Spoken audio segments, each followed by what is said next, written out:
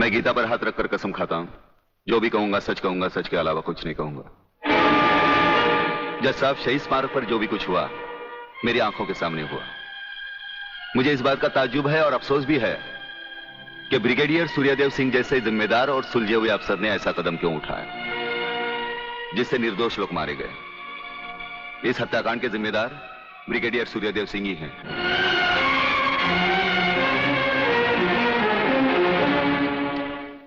Brigadier Suryadev Singh, अदालत ने आपके खिलाफ सारे बयान सुने। आप अपनी सफाई में कुछ कहना चाहेंगे या आपका कोई वकील है? हम अपनी डिफेंस खुद करेंगे, सिर्फ आपकी इजाजत चाहिए। इजाजत है? आप गीता पर हाथ रखकर कसम खाइए, जो भी कहेंगे, सच के सिवा कुछ नहीं कहेंगे। जज साहब, क्या अदालत को यकीन है कि गीता और कुरान या बाइबल जैसे पवित्र ग्रंथों पर हाथ रखकर जो गवाहियां दी जाती हैं वो सच होती हैं? अगर इन कस्मों के बावजूद भी गवाह सच नहीं बोलता तो फिर अदालत में इन पवित्र ग्रंथों का अपमान किस लिए जज साहब?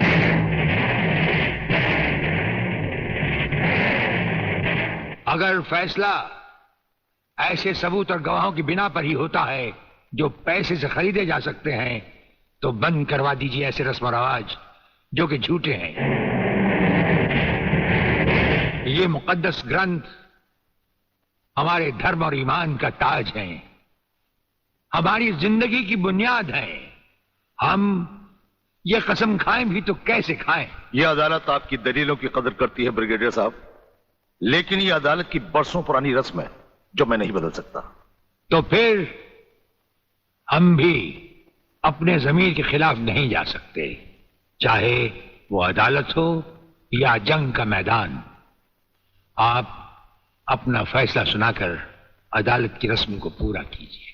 तमाम सबूत और गवाहों के बयानात को मद्देनजर रखते हुए यह अदालत इस नतीजे पर पहुंची है कि शहीद स्मारक पर बेगुनाहों पर पुलिस ने गोली ब्रिगेडियर सूर्यदेव सिंह के कहने पर चलाई।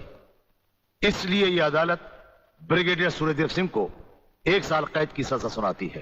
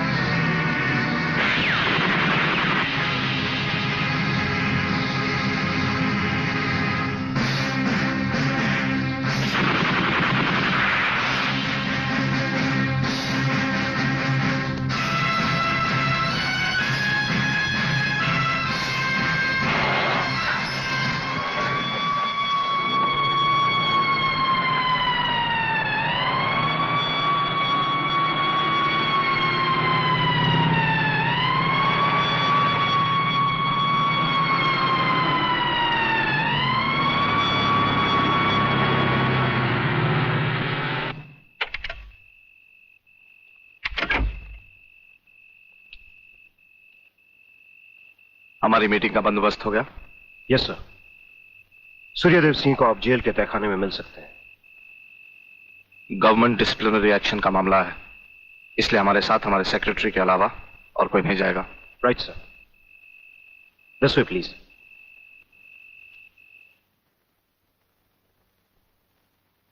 आप इधर उधर देखने की तकलीफ मत उठाइए मंत्री साहब, हम देख भी चुके हैं और सुन भी चुके हैं। यहाँ दीवारें तो हैं लेकिन इनके कान नहीं। आपका वागले से अलग हो जाना, वागले का भरी अदालत में आपके खिलाफ बयान देना, आपका गिरफ्तार होना भाई ये सब मेरी समझ में पूरी तरह से नहीं आया। इसलिए तो आपको हमने याद किया है। और जब कभी जरूरी समझा जाता है तो इंस्पेक्टर वागले इसी तरह भेस बदल कर हमसे मिलने यहाँ आते रहते हैं।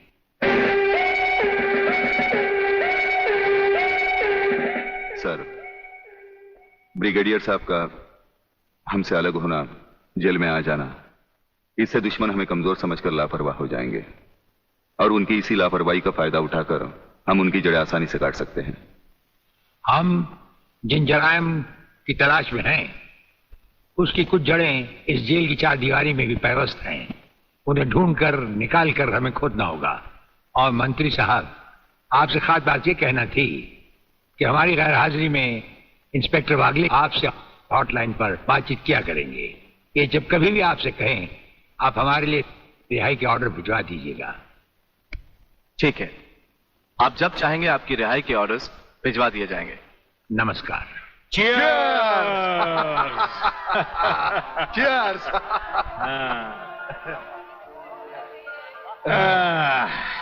नया साल बहुत बहुत मुबारक हो प्रलयनाथ। नया साल तुम्हें मुबारक और सूर्यदेव सिंह का जेल जाना मुझे मुबारक।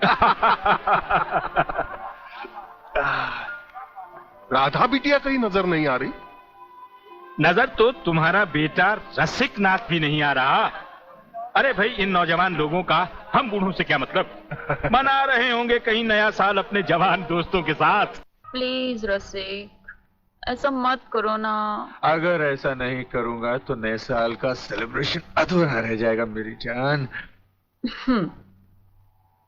रसिक, तुम जानते हो मैं तुम्हारे बच्चे की माँ बनने वाली हूँ। माँ? यानी प्रेग्नेंट?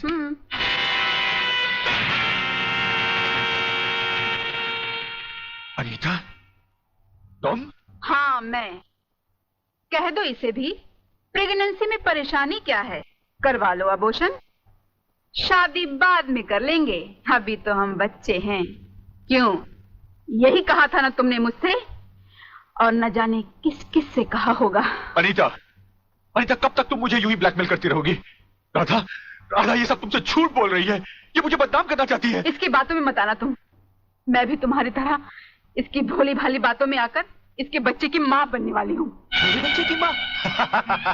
अरे ना जाने किस किस का पाप अपने पेट में पालकर तू मुझे उसका पाप बना रही है। रसिकनाथ, जिसका पाप मेरे पेट में है उसे पापी का अंत करने आई हूँ।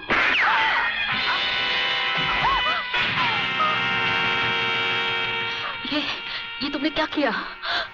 रसिक, तुमने इसे मार डाला? तो और क्या करता? हजारों औरतें जबरदस्ती मेरे गले पड़ रही थी। आज मैंने तुम्हारी सही शक्ल देख ली है रसिकनाथ। अगर ये एक बाजारू औरत थी तो तुम भी एक बाजारू कुत्ते हो जो जगह जगह मुंह मारते फिरते हो। मैं आज तुम्हारा भांडा फोड़ कर रहूंगी। मैं अभी पुलिस को फोन करती हूँ। साली, ज्यादा समझदार बनने की कोशिश की तो तेरा भी यही आशा कर दूंगा, समझी?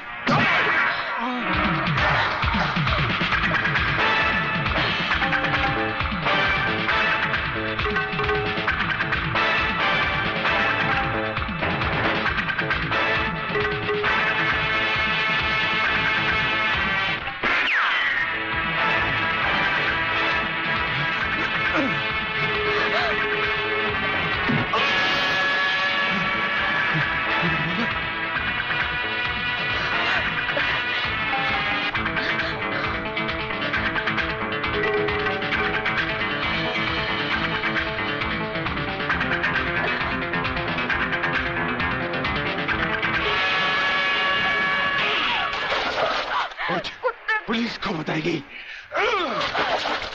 पुलिस को बताएगी। जिंदा रहेगी तो पुलिस को बताएगी ना। न रहे बास न बचेगी बांसुरी। मैं तुझे खत्म कर दूंगा कमीनी।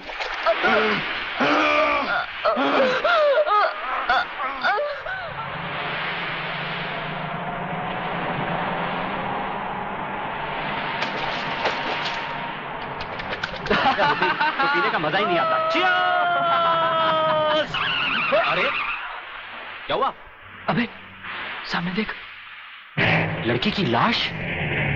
अरे नहीं यार, ये भी कोई हमारी तरह नशे और मस्ती में चूर लगती है। चलो उसे और पिलाते हैं, अपना भी नया साल सुधर जाए। अबे नया साल सुधारने के बच्चे, अगर लफड़े में फंस गए ना तो जिंदगी बिगड़ जाएगी। हमें क्या मालूम वो जिंदा है या मुर्दा?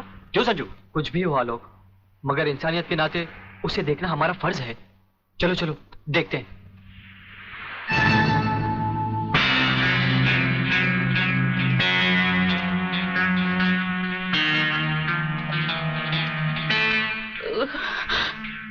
मुझे मत मारो प्लीज।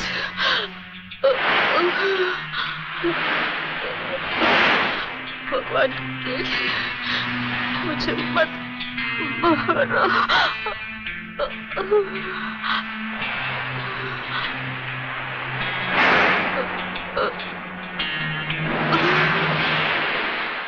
अरे ये तो फिर से बेहोश हो गई।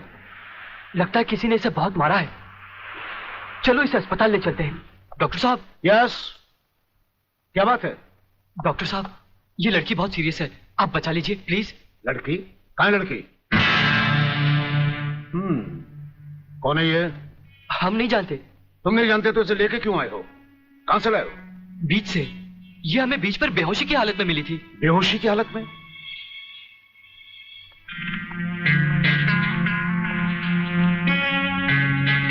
इसकी हालत तुम लोगों ने इसके साथ 31st नाइट बना के तो नहीं की है ना? हम लोगों ने? ये क्या कह रहे हैं डॉक्टर साहब? नहीं नहीं, हम लोगों ने ऐसा कुछ नहीं किया। देखा तुम लोगों ने? मैं तुम लोगों को पहले ही कह रहा था। मगर नहीं यार, चुप रह तू। डरता क्यों है? डॉक्टर साहब, ये वक्त इधर उधर की बातों का नहीं है। हम पर भरोसा कीजिए और जल्दी से इलाज कीजिए। बातों से समझदार मालूम होते और मुंह से शराब की बदबू भी आ रही है। लेकिन भाई मेरे ये मामला तो पुलिस का है। पुलिस? हाँ। मगर पुलिस क्यों डॉक्टर साहब? क्योंकि इस तरह के केसेस पुलिस में दर्ज करवाए जाते हैं। मैं इंस्पेक्टर को अभी बुलाता हूँ। इंस्पेक्टर नीचे बैठा है। डॉक्टर साहब, संजय। आप लोग बैठिए। इंस्पेक्टर, कहाँ गए वो लोग? साहब, हम लोगों को मार के वो दोनों भाग गए। क्या बात है डॉक्टर साहब, आप इतने परेशान क्यों हैं? इंस्पेक्टर साहब, पता नहीं वो 3 लड़के इस लड़की को बेहोशी की हालत में यहाँ लाए। मैं आपको बुलाने गया, इतने में वो भाग गए। भाग गए?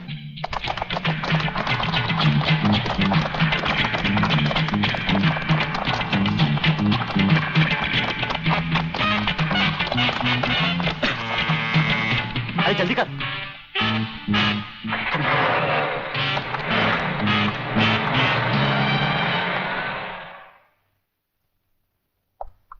सर, ये है उस लड़की की मेडिकल रिपोर्ट। रेप केस है? नो सर, लड़की के पेट में 2 महीने का बच्चा है। लड़की को होश आया? No sir. उसका कुछ अता पता? अब तो उसके होश में आने के बाद ही पता लगेगा कि वो कौन है और उसके पेट में बच्चा किसका है।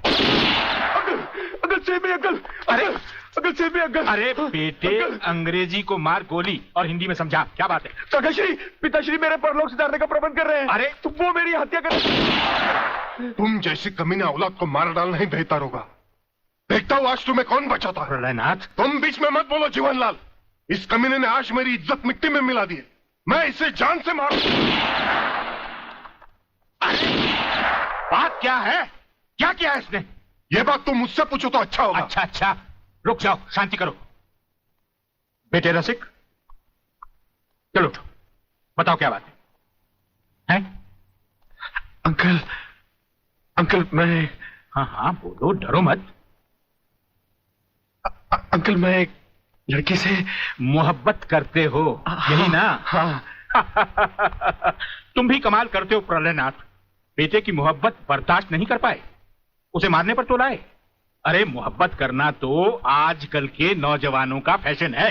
बात यह नहीं है जीवनलाल, सच तो यह है कि इसकी मोहब्बत के चक्कर में वो लड़की इसके बच्चे की मां बनने वाली। ओहो, तो इसमें कौन सी नई बात है? करवा दो शादी। और अगर लड़की अपने बराबर की नहीं है तो करवा दो एबॉर्शन।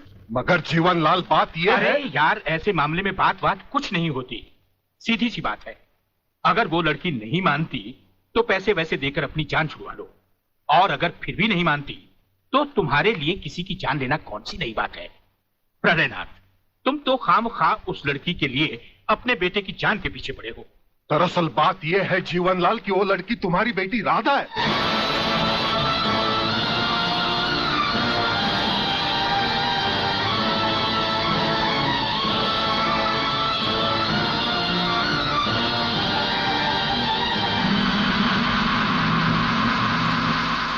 सारी चीजें दर्ज कर ली? जी साहब। और हाँ, इस डेड बॉडी को जल्द से जल्द पोस्टमार्टम। साहब, ये पर्स मिला है।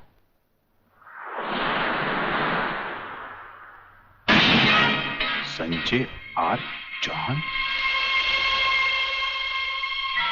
मेरा पर्स बीच पर या अस्पताल में गिरा है। अगर वो पुलिस को मिल गया तो कहीं हम फंस ना जाए। नहीं यार, अरे जब हम लोगों ने कुछ बुरा किया ही नहीं है तो हम फंस क्यों जाएंगे? अरे मैंने पहले ही कहा था कि इस चक्कर में मत पड़ो, उल्टे फंसेंगे। लेकिन मेरी सुनी किसने थी? मैं कहती हूँ डर डर के कब तक ये बात सबसे छुपाते रहोगे। चलो माँ जी को सब सच बता देते हैं, सब ठीक हो जाएगा।